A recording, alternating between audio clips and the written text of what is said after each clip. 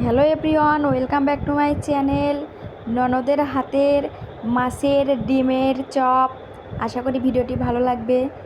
ডিমের ভিতরে আদা রসুন বাটা, জিরা বাটা, কাঁচামরিচ বাটা, হলুদ লবণ দিয়ে ভালোভাবে এভাবে মেখে নেব।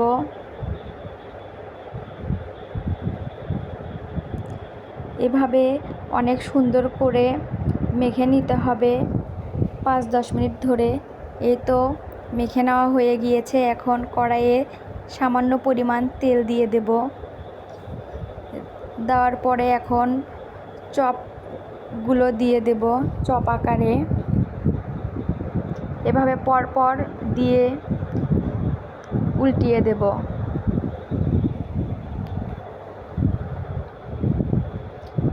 আবার দিয়ে দেব। আসলে আমি কখনো খাইনি, আজকে আমার ননদ আমাকে বানিয়ে খাওয়াবে। আশা করি ভিডিওটি আপনাদের ভালো লাগবে।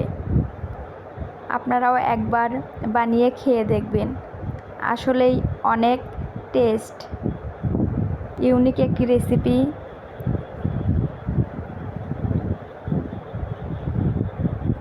আমার ভিডিওটি ভালো লাগলে অবশ্যই আমার পাশে থাকবেন, আমার ভিডিওগুলো ফলো করবেন।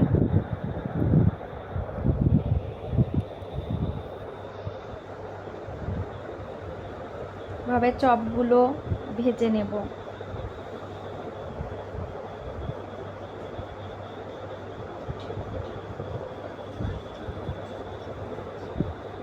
এভাবে ভালোভাবে ভেজে নেব। এরপর সামান্য পরিমাণ তেল দিয়ে দেব। তেল দিয়ে আরও একটু মুচমুচো করে চপগুলো ভেজে নেব।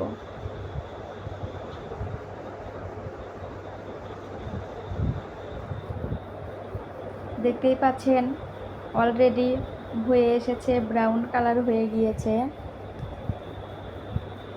এভাবে সবগুলো ভেজে নেব এপাশ ওপাশ করে।